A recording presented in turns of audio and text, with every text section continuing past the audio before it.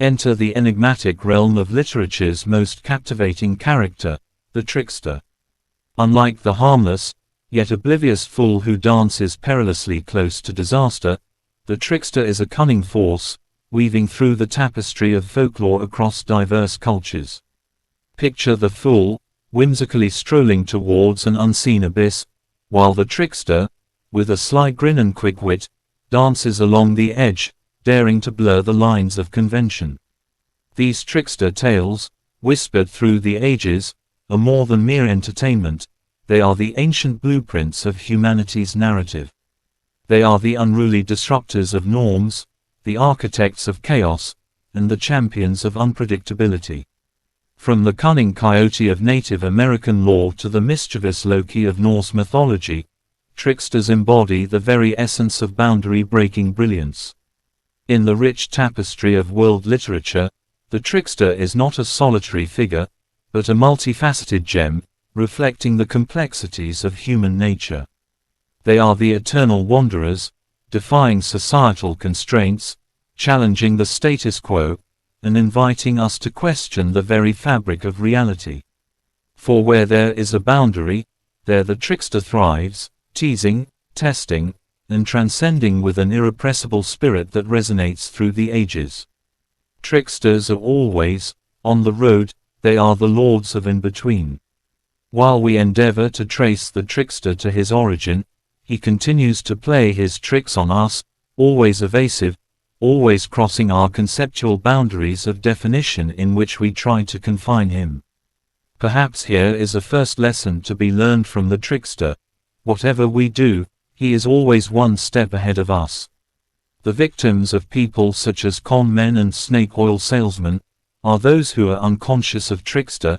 They have been tricked by their own naivety, greed or self-deception. We have to be a little tricky, to guard against being tricked.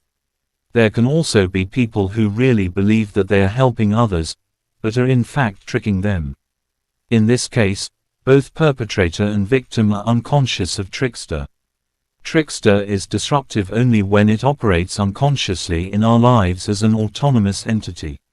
Another way the trickster can appear is as one who is not deceiving but telling you the truth, but we likely won't believe him. In medieval times, the jester was known to speak the truth without losing his head.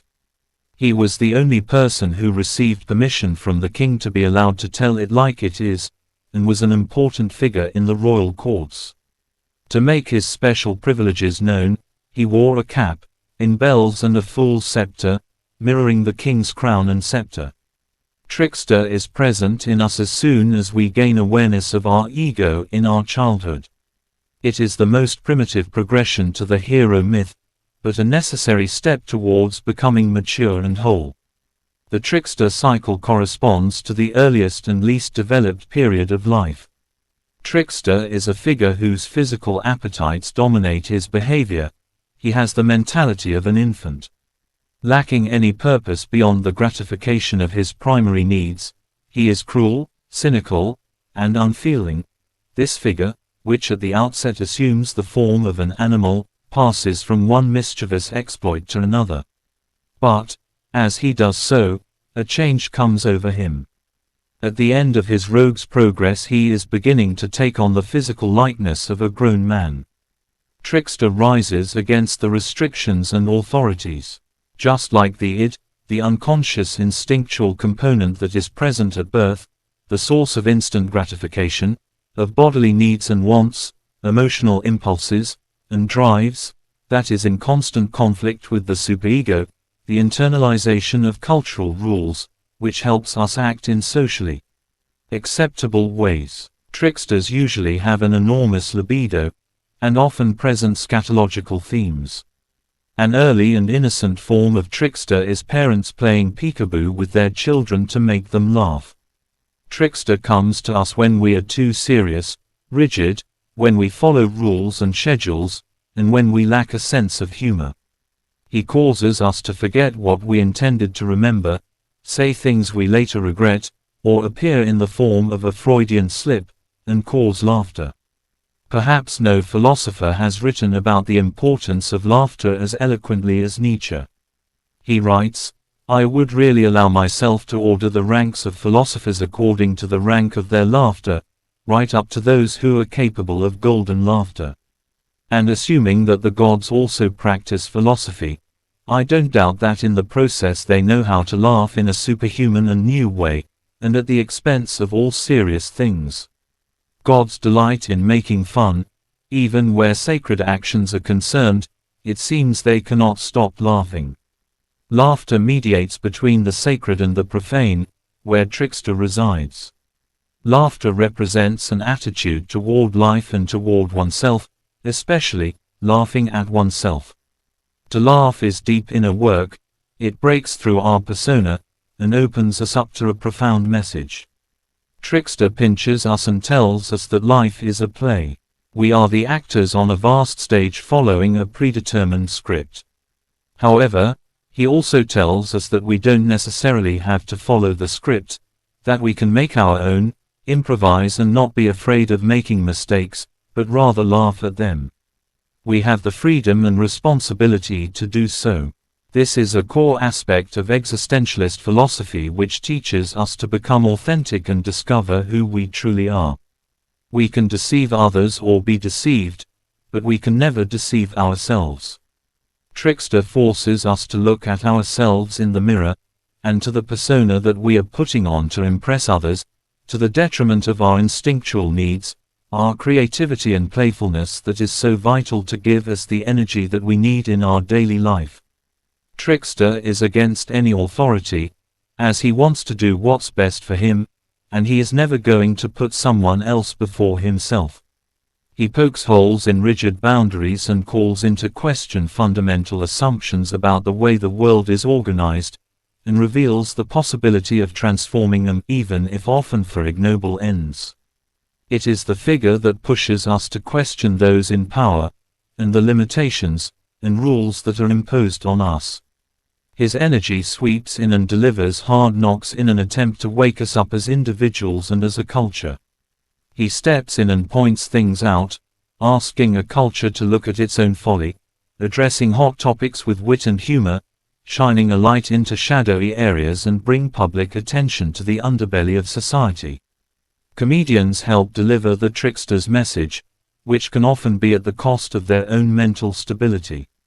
Comedians are important figures and help society as a whole. When comedy is suppressed, there are severe consequences, since the trickster will remain unconscious. However, the trickster will find a way out, and if one ignores him, he will appear in the form of a neurosis. Doubt is a precursor to change, and Trickster is all about change. The problem then is not doubt, the problem is fear of change. Confronting the risk of doubt is necessary for any individual to grow. As an agent of change, Trickster triggers our fear of change and is an uneasy yet essential companion on the path of growth.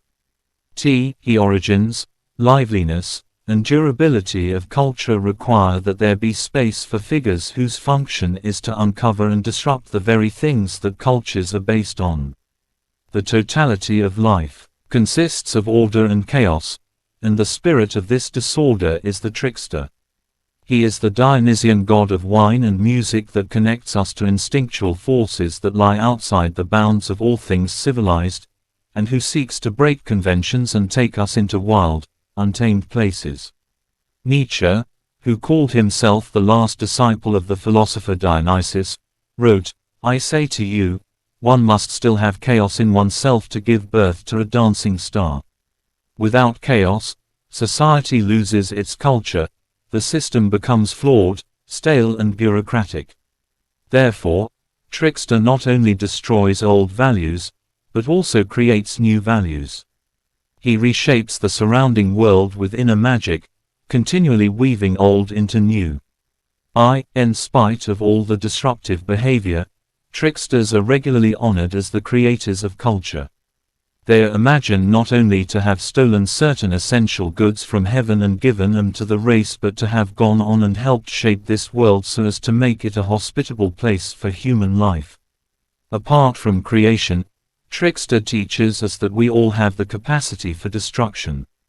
Trickster is at one and the same time creator and destroyer, giver and negator, he who dupes and who is always duped himself.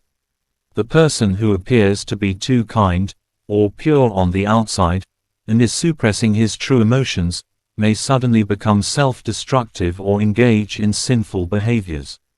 Intuitively, we may feel that there's something off about such a person, and that he is putting on a persona. It is as if Trickster is compelling him and insisting that he do the very thing that consciousness prohibits, and also tricking him into revealing that about himself. One shouldn't try to live at the extreme end, but rather achieve a balance and make peace with one's dark aspects. The psyche compensates to achieve equilibrium and wholeness. Because Trickster disrupts convention, he is commonly cast in a negative light.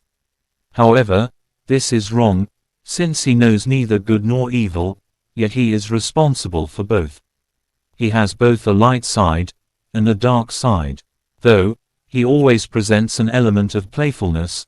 That is what defines Trickster. Trickster possesses no values, moral or social, is at the mercy of his passions and appetites, yet through his actions all values come into being. His creative cleverness amazes us and keeps alive the possibility of transcending the social restrictions we regularly encounter. Unlike the devil, who is an agent of evil, Trickster is amoral, not immoral. Morality is a structure of society and ego consciousness. The unconscious does not play by our rules. Trickster epitomizes the paradox of the human condition. He occupies the peculiar unity of the liminal, that which is neither this nor that, and yet is both. As humans, we struggle to understand paradox, contradiction, and to grasp the possibility that unity can underlie apparent duality. Trickster is often identified with specific animals, taking the form of a fox, raven, monkey, coyote, hare, or spider, among others. He possesses no well-defined and fixed form. As a shapeshifter, he is just like liquid, escapable. Trickster can cleverly show up in any guise and imitate the form of other animals, yet we can identify Trickster energy by the very nature of its changeability and its incendiary actions. Whatever form he takes, he is a primordial being of the same order as the gods and heroes of mythology. In Greek mythology, Prometheus is a trickster who stole fire from the gods to give it to mankind, to the displeasure of the gods, for mankind was not ready to use this principle in a creative, unselfish manner. However, this is precisely what made us human in the first place, as fire was essential for the evolution of man. Here we find a paradox, that, which is necessary for the progress of the human species, is also capable of destroying us. One may think here of artificial intelligence or the singularity. When Trickster is punished, he is replaced by stupidity. Prometheus is punished by the gods and is replaced by his brother Epimetheus. Prometheus is the forethinker, who thinks before he acts, while Epimetheus is the afterthinker, who acts before he thinks. One might almost say that a single primitive being, sly and stupid at once, has been split into a duality. Another Trickster figure is Brer Rabbit, a character from African American folktales who is portrayed as an underdog and is weaker than his opponents, thus gaining the audience's sympathy. In the stories, he gets himself into trouble through his own mischievous nature, and then must use his cleverness and ability to deceive and outsmart larger and stronger animals, take control of the situation and get himself out of trouble. Anansi the spider is an African trickster. He is a morally ambiguous character who fools humans and gods alike. His tricks are enhanced by his ability to change form and take whatever shape best suits his escapade. Yet some also cast him as divine creator who spun the entire world into being, bringing stories and wisdom to the world. Similarly, in Native American culture, Iktomi is a spider trickster spirit. He was once wisdom, but was stripped of the title because of his troublemaking ways. His malicious plans often failed, so these tales were usually told as a way to teach lessons to the youth. He gives the dreamcatcher to people for protection. Folk tales unveil how he is respected, feared, and mocked. He can use strings to control humans like puppets, and has the power to make potions that change gods. According to a prophecy, his web would spread over the land. This can be interpreted as the telephone network, and then the Internet, the World Wide Web. Iktomi has been considered from time immemorial to be the patron of new technology. The myth is a way for the psyche to talk about itself. Many of the Native American people consider Iktomi to be the god of the Europeans, who, they claim, seem to readily follow his bizarre behavior and self-entrapping tricks. Coyote is another important trickster figure in Native American folklore. The European equivalent is Reynard the Fox. One of the most popular figures in Norse mythology is Loki, the trickster god. By trickery and mischief, he causes the death of Baldur, the most beloved of all the gods. Loki is soon found to be guilty and is punished, and the gods knew that this event was the foreshadowing of Ragnarok, the downfall and death of the gods, and of the very cosmos they maintained. In other words, if one ties down the trickster, that will destroy the world. The Greek deity Hermes is a troublemaker and thief, as well as a beneficent creator who brought fire and music, among other things, to the human realm. His divine status, however, is unclear at his birth. He is born as an outsider, but wants to be an insider. Through his early exploits as a trickster, such as stealing Apollo's cattle, he wins the admiration of Zeus and an uncontested place on Mount Olympus, the home of the Greek gods. Hermes is a divine trickster, psychopomp, and messenger of the gods, negotiating the boundary between man and God, matter and spirit. He is the only god who can traverse all three realms, Mount Olympus, Earth, and the underworld. And perhaps even, as mediator between the dream world and waking life. Hermes is a third way of life, besides the Apollonian rational and the Dionysian irrational. He is the god of jokes and journeys, the tricky guide of souls.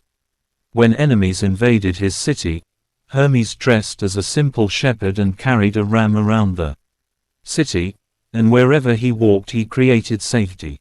He showed people that he was their ally in any battle they might encounter, and protector in any danger. This reminds one of Jesus as the Good Shepherd, carrying the lost sheep back to the flock. The trickster god also has a protective energy. Many tribes wear masks and abandon their personality, becoming possessed by the spirit of the trickster. Rituals are an important element of trickster. If the ritual setting is missing, trickster is missing. The behavior of the tribes become eccentric, comic, and rude. However, the sacredness connects these traits with fertility, wellness, and joy. In the ambiguous character of the trickster, we can observe the close connection between the realms of the sacred and the profane. Trickster strikes a deeper human chord. He performs a fundamental cultural work, and in understanding the trickster better, we understand ourselves better, in the unconscious aspects of ourselves that respond to the trickster's unsettling and transformative behavior. When we describe trickster phenomena, we are always describing aspects of ourselves. He is a speculum mentis, a mirror into the mind, common to all mankind, which at a certain period in our history, gave us a picture of the world and of ourselves. The problem is primarily a psychological one, an attempt by man to solve his problems inward and outward. Swiss psychiatrist and psychologist Carl Jung calls the figure of the trickster an archetype. It is part of the collective unconscious, the inherited and universal structure present in everyone, which is deeper than the layer of the personal unconscious, that is formed by the experience gathered through life. Archetypes are primordial patterns or imprints of the experience of our ancestors, the primary source of psychic symbols, which attract energy and structure it, and led ultimately to the creation of civilization and culture. Trickster is everywhere, he is an eternal state of mind. Archetypes appear cross-culturally as images, symbols, and motifs found recurrently in myth, religion, and art throughout history.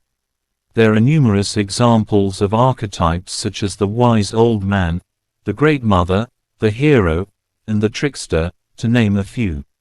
Trickster is the archetype who attacks all archetypes. Jung stated that there are as many archetypes as typical situations there are in life. We cannot observe them directly, but they have a great impact on our personal activities and way of thinking. It is the deep and dark place where impulses and instincts emerge. Archetypes are organs of the soul, the tissue of the structure of the unconscious. They are living personalities within us, autonomous and numinous. If they get enough energy, archetypes can have control over a person. The unconscious is older than consciousness. It is primordial, from which consciousness arises. Thus, our conscious life dresses and guides our actions, but it is impossible for something to appear in consciousness without having roots in the unconscious. The mythological features of the trickster extend even to the highest regions of man's spiritual development. In the early Middle Ages, strange customs were taking place. Jung writes, "In the very midst of divine service, masquerades with grotesque faces, disguised as women, lions, and mummers, performed the dances, sang indecent songs in the choir, ate the greasy food from a corner of the altar near the priest celebrating Mass, got out the games of dice, burned a stinking incense made of old shoe leather, and ran and hopped about all over the church." These pagan rituals were uncommonly popular, and it required considerable time and effort to free the church from them. The phantom of the trickster, however, continues to haunt the mythology of all ages. Jung writes, "He is obviously a psychologem, an archetypal psychic structure of extreme antiquity. In his clearest manifestations he is a faithful reflection of an absolutely undifferentiated human consciousness, corresponding to a psyche that has hardly left the animal level. The trickster myth reflects an earlier, rudimentary stage of consciousness, a collective personification that is the product of an aggregate of individuals, and is welcomed by each individual as something known to him, which would not be the case if it were just an individual outgrowth. If the myth were nothing but a historical remnant, one would have to ask why it has not long since vanished into the great rubbish heap of the past, and why it continues to make its influence felt on the highest levels of civilization. The trickster points back to a primitive stage of consciousness which existed before the birth of the myth. Only when our consciousness reached a higher level could we detach the earlier state of ourselves and say anything about it. He, the trickster, is a forerunner of the Savior, and, like him, God, man, and animal at once. He is both subhuman and superhuman, a bestial and divine being, whose chief and most alarming characteristic is his unconsciousness. He is so unconscious of himself that his body is not a unity, and his two hands fight each other. The trickster is a primitive, cosmic, being of divine animal nature, on the hand superior to man because of his superhuman qualities, and on the other hand inferior to him because of his unconsciousness. The myth of the trickster, like many other myths, is supposed to have a therapeutic effect. It holds the earlier low intellectual and moral level before the eyes of the more highly developed individual, so that he shall not forget how things looked yesterday. The so-called civilized man has forgotten the trickster. He remembers him only figuratively and metaphorically, when, irritated by his own ineptitude, he speaks of fate playing tricks on him or of things being bewitched. He never suspects that his own hidden and apparently harmless shadow has qualities whose dangerousness exceeds his wildest dreams. For Jung, the trickster forms part of the shadow, both of which are dangerous to the extent that we keep them hidden from ourselves and project it onto others. He writes, "The trickster is a collective shadow figure, a summation of all the inferior traits of character in individuals. And since the individual shadow is never absent as a component of personality, the collective figure can construct itself out of it continually.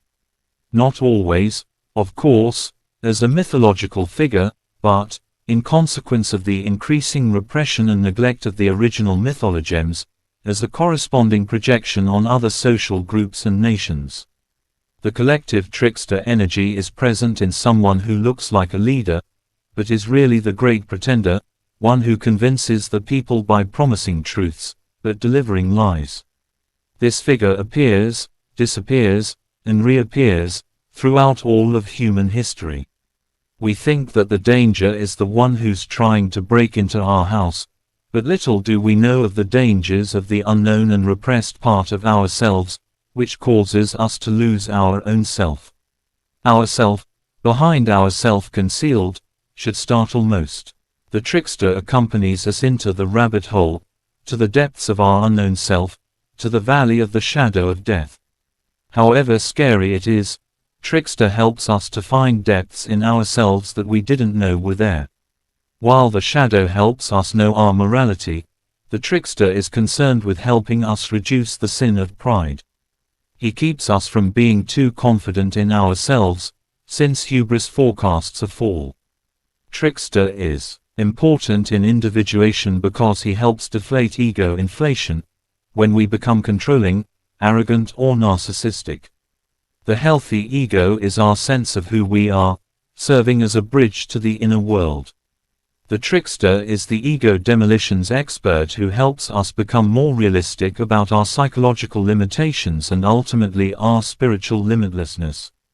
This is an energy within ourselves and within the universe that humbles us, topples our ego, upsets our plans, demonstrates to us how little our wishes matter, and dissolves the forms that no longer serve as though we may be clinging to them for dear life.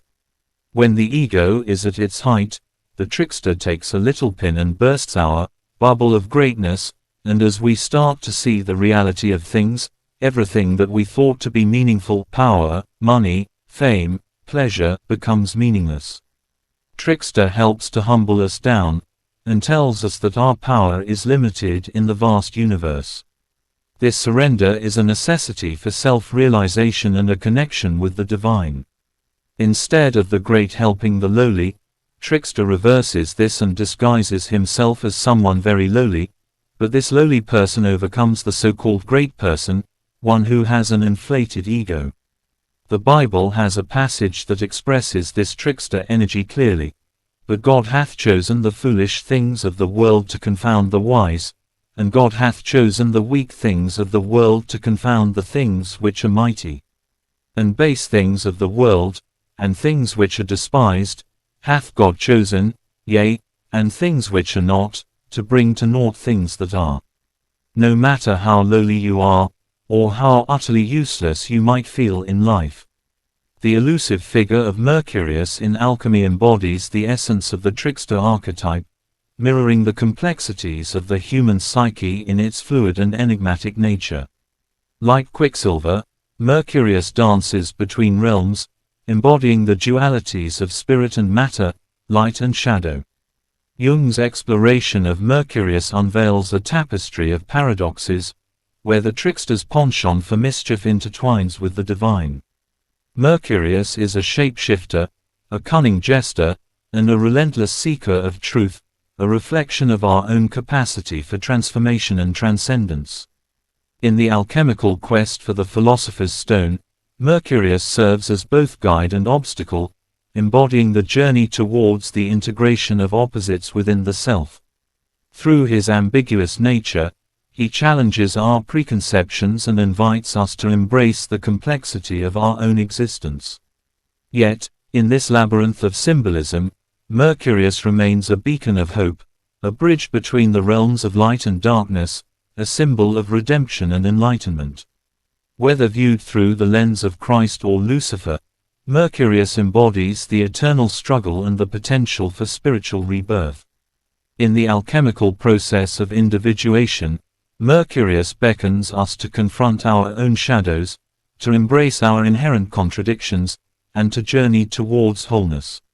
For it is through the integration of these paradoxes that we may ultimately find the philosopher's stone, the embodiment of our truest self.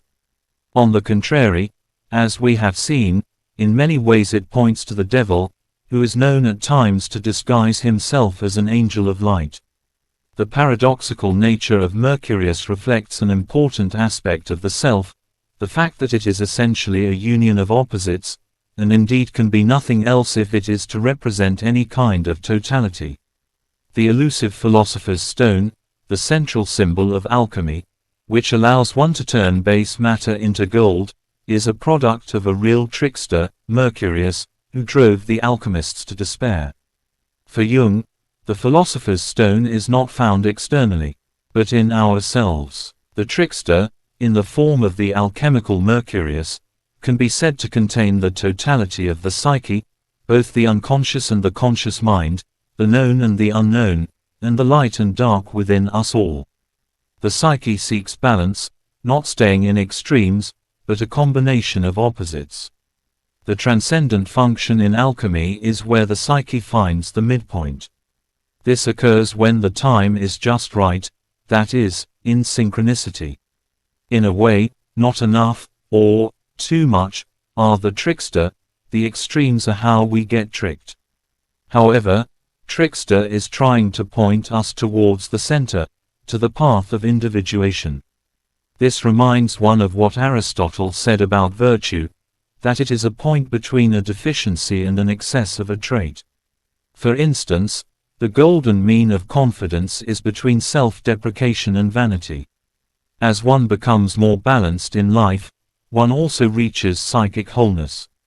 Tricksters are always on the scene, attempting to show culture its shadow and the inevitable changes that are afoot. In mythological terms, the battle between the forces of creation and destruction, as typified by trickster polarity, are as alive and well in the modern world as they were for our ancestors. Trickster makes its way to the world stage via the psyche of the individual. We must come to terms with inner conflicts in order to gain more clarity about the outer conflicts we seem, as a culture, to be mired in. The integration of the trickster archetype allows us to go from being ruled by our own self-centered ego to a new way of living, in which one has integrity and relatedness. It allows us to become aware of our true emotions, behaviors, and thoughts, that our unconscious persona is hiding, and without which there is no individuation at all. Indeed, the trickster serves as a profound mirror, reflecting the intricate tapestry of our own selves, the amalgamation of light and shadow, consciousness and unconsciousness.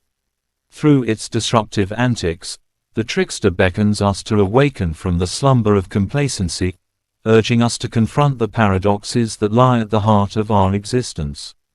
In our journey towards self-discovery, the trickster acts as both provocateur and guide, challenging us to reconcile the opposing forces within our psyche. By navigating the labyrinth of its deceptions and revelations, we come face to face with the raw essence of our being, unearthing hidden truths and shedding light on the darkest corners of our consciousness. In this dance of chaos and creation, the trickster becomes a catalyst for transformation, shattering the constraints of conventional thinking and expanding the horizons of human potential. Through its relentless pursuit of novelty and innovation, the trickster paves the way for new visions, new paradigms, and new ways of being in the world. So, while the lessons brought forth by the trickster may be arduous and disorienting, they are ultimately transformative, leading us towards a deeper understanding of ourselves and our place in the universe. For in the end, it is through the alchemy of consciousness that we find liberation from the shackles of the unconscious, and it is the trickster who holds the key to this profound journey of self-discovery and healing. Thank you for watching our video.